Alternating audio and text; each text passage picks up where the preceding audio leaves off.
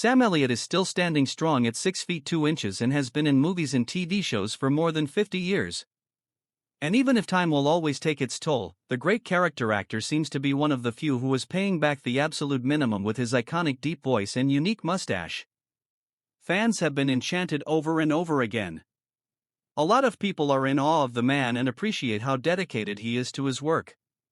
Some people say they would watch old movies like Mask, Roadhouse, and others again, while others say they will watch new movies like 1883 and A Star is Born. Sadly, this achievement is Sam's biggest tragedy, and it breaks my heart. Sam may have gotten his first and only Oscar nomination when he was 74. But this late recognition doesn't really show how good he is, especially since he started acting when he was little. Sam was born on August 9, 1944, at Sutter Memorial Hospital in Sacramento, California. His full name was Samuel Pack Elliott.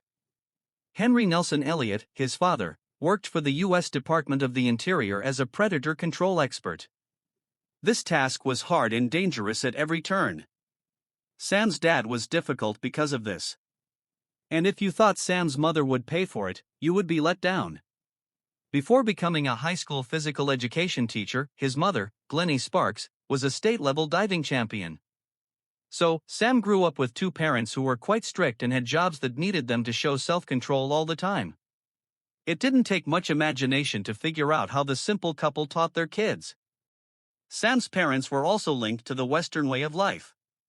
Both of them could trace their family trees back to El Paso, Texas. But Sam and his parents lived in Sacramento when he was a child. Even though his father spent a lot of time away from home pursuing wild creatures, he made sure his kids knew what he actually stood for. He thought that individuals should work with their hands, be humble, and stick to their principles. Most importantly, he didn't appreciate people who said they were working hard to follow their ambitions. He didn't know that his own son was one of those people. Sam had become obsessed with movies. When he viewed his first movie in his town's theater, he must have thought it was what he was meant to do. Sam was already dreamed of being an actor when he was a teenager. His family moved to Portland, Oregon when he was a teenager because his father got a new job there. Sam even found the movie theater here and went there often. As a freshman, young Sam went to Madison High School. For the last 3 years, he went to David Douglas High School, where he graduated as the best prep hurdler in the state. He didn't really care about school. He did prefer some peace and quiet, though, so he would often go into the woods to be alone with his thoughts. Acting was always on his mind. When he told his mother, she quickly told him to follow his heart. When her husband found out what their son wanted to accomplish with his life, he stated something completely different. Sam's dad had always thought that working in entertainment wasn't a good way to make a living. He wanted his son to work for the government or do something else that would keep him safe in the future. Whenever he sat down with Sam to talk about his intentions for the future, they usually ended up disagreeing in some way. His dad didn't want him to become an actor and instead told him to get a college degree. Later, Sam remembered what his father had said at one of these meetings. He told me, "You've got a snowball's chance in hell of having a career in Hollywood." Sam knew that his father wasn't saying this out of bad faith. He was a father who was just being honest. He never finished college himself, and more than anything else, he wanted his only son to do what he couldn't. Sam wasn't sure he was done acting, but he got a college degree to make his dad happy. So he went to the University of Oregon in the fall, wanting to become one of Bill Bowerman's famous men of Oregon in track and field. "I had dreams of being a man of Oregon, but I didn't have what it took and I wasn't good at school," Sam said. He also said, "I came down here and messed around and got booted out." Sam had only been there for 2 years. He went to Clark College in Vancouver, Washington, after leaving the varsity and kept playing sports. He ran both the 120 high hurdles and the 360 intermediate hurdles there. Sam still found a way to act, nevertheless, when he was in the college's production of Guys and Dolls. He went back to school at the University of Oregon after getting a 2-year degree from Clark College. He promised to join the Sigma Alpha Epsilon fraternity, even though he still wanted to get a 4-year degree. But once more, Sam was having trouble with the schoolwork portion. And even though he was doing his best, something terrible happened. His dad suffered a heart attack and died in Portland. He was 54 years old. Sam, who was 18 at the time, said, "That killed me." He and his father still hadn't resolved on what vocation he wanted to pursue. Sam thought his father was dead, but he still thought his kid was going the wrong way. And what hurt Sam the most is that the elderly man never got to see what happened to the route. This was the wound that never entirely healed for him. His father's death was the last thing that pushed him over the edge.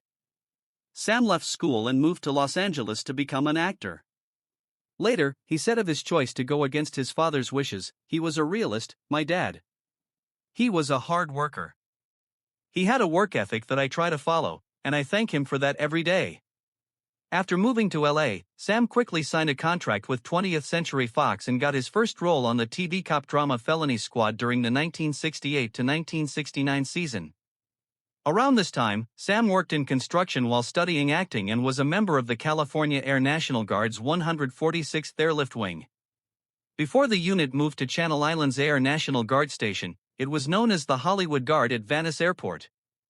After that, he got his first movie part in 1969's Butch Cassidy and the Sundance Kid, which also starred Katharine Ross, the woman he would be with for the next 40 years. 9 years later, he and Ross got back together, and that's when they started dating. Sam's part in Butch Cassidy and the Sundance Kid was small and not very important. He was just the second card player at the poker table, and he didn't say a word. But Sam played that tiny part brilliantly, humbly seeing it as a chance to learn from the bigger stars. And for the next 10 years, he stuck to this plan. He worked hard as a guest and in support roles, and he decided to grow his hair long and let his mustache get thicker. Many people questioned this unusual look, but Sam didn't care. He wasn't receiving starring roles, but people were starting to call him when they wanted cowboys or soldiers. This made his name come up a lot, and people were starting to recognize the name Sam Elliott. He got his first big break when he played Charles Wood in the TV movie I Will Fight No More Forever. The next year, he played a beach lifeguard in Lifeguard who was divided between his own freedom and what society expected of him. These movies didn't do very well, but they did get Sam some notice. Critics were impressed by his performance. A man who didn't need to say much but could make others feel every emotion with just one look. The 1980s were better for Sam. After years of playing little parts, he finally received a big part in the movie Mask. In the movie, he played Gar, Rusty Dennis's life partner and emotional support, as well as Rocky's loving stepfather. Rocky is a youngster with a rare craniofacial issue. This was a harder job for Sam because he had played stoic roles for so long that critics were starting to say it was all he was good for. Sam wasn't going to let them put him in a box when it came to his job. So, while the cameras weren't rolling, he worked on getting to know his co-stars on a personal level. He worked with young actor Eric Stoltz to make their father-son relationship on camera seem very real. Critics have to recognize that this was the turning point in Sam's career when the movie came out. He was now a versatile performer, could show a lot of emotion. This revelation gave Sam more options, but he was still very picky and always looking for people with depth and weight. The best thing about Sam was that he never gave up the tough guy image that had helped him get started in the business. Fans were really happy when Roadhouse came out in 1989. The 90s brought Sam back to westerns, which many fans loved and saw as a way to make Sam an icon in the genre. By the way, this conclusion wasn't made too quickly. He wrote and starred in the movie Connor, which was based on a book by Louis L'Amour. He was nominated for an Emmy and a Golden Globe for his role as Con Connor. Sam went on to star in two highly regarded historical epics, Gettysburg and Tombstone. He then starred in Buffalo Girls, which allowed him another chance to play the famous Western figure Wild Bill Hickok. He was nominated for both an Emmy and a Golden Globe for this role. The modest part Sam played as the stranger in The Big Lebowski was the best part of a very successful 90s for him. Sam only had a few scenes as the mystery storyteller with a deep, warm voice.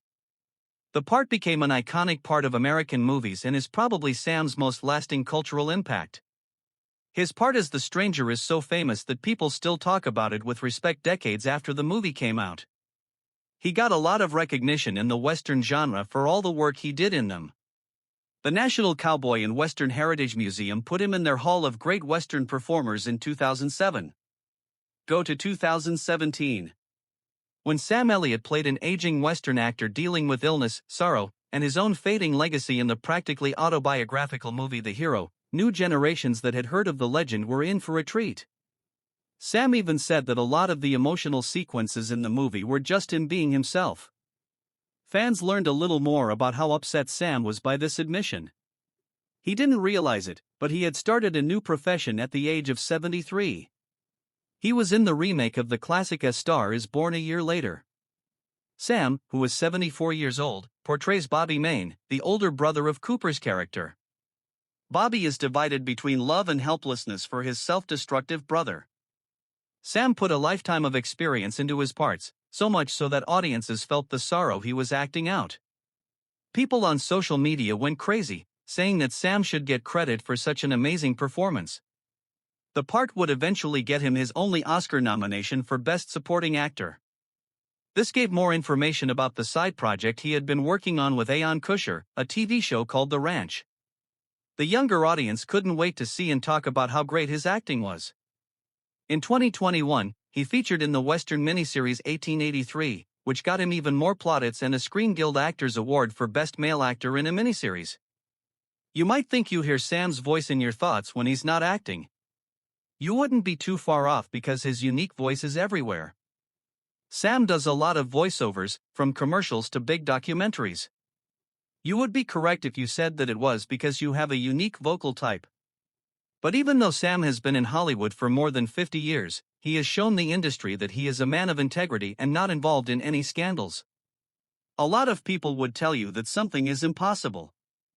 In an interview, Sam talked about how he accomplished it and honestly said that he didn't get away from the evil side of Hollywood. He talked about what he dubbed casting couch encounters. This warm description was how powerful people asked for sexual favors in exchange for acting jobs. Sam said that people had come to him, but he would never go that low, even if it meant sacrificing chances to progress up in his career. He asked himself, what would be left of him when he had traded every bit of his dignity for fame? When the Me Too movement gained traction, he spoke out in support, saying he understood what many of his peers had gone through and why the victims' voices needed to be heard. Being a father helped him stay strong. When he and Catherine Ross got back together and started dating, she had previously been married 4 times. She had been married before to Joel Fabiani, John Marion, Conrad Hall, and Gaetano Lee. People only talk about the names of these ex-spouses because their marriages didn't endure more than 5 years. As her 5th husband, Sam walked down the aisle with her. She was becoming his first and only wife. The marriage has lasted for 40 years, making it one of the longest-lasting marriages in Hollywood. Their daughter Cleo Rose Elliott is a blessing from that marriage. Unlike her acting parents, she has chosen to pursue music, which her parents seem to have supported. But Sam and Ross have had their own problems as parents. At one time, their daughter had become free-spirited, which made her connection with her mother worse. Then, in a startling turn of events, this stressful time led to a shocking event. Ross's court papers say that Cleo had grown more and more unstable, often verbally aggressive and threatening. She stopped her mother from leaving the house, kicked a door, and then out of nowhere stabbed Ross in the hand with scissors. Ross thought her safety was in serious danger, so she quickly applied for a temporary restraining order, even though the cut wasn't life-threatening. The media immediately found out about the shocking case, which was the last thing Sam wanted. The family issue was private and should be handled inside the family. People in the media went crazy because this was Sam Elliott, the calm and discreet man. Sam didn't take the bait and stayed loyal to his stoic nature. He decided to be quiet and not say anything in public to protect his family. In the end, he handled the situation personally, and Cleo said she was sorry. Ross then dropped the restraining order. The mother-daughter relationship got better quickly, and most of what had happened was forgotten. Sam also wanted people to forget about the day he became the subject of a bogus death rumor without warning. In 2023, there were a lot of sensationalist films on social media, especially YouTube, saying he had died at the age of 79. People soon started sending a lot of condolences. But Sam didn't try to prove the hoax wrong in public. Then, in 2025, Sam, who was 81 years old and still alive, played a major role in Taylor Sheridan's TV show Landman as Billy Bob Thornton's character's father. Critics praised the performance for its complexity, and his co-stars highlighted how dedicated he was to the set.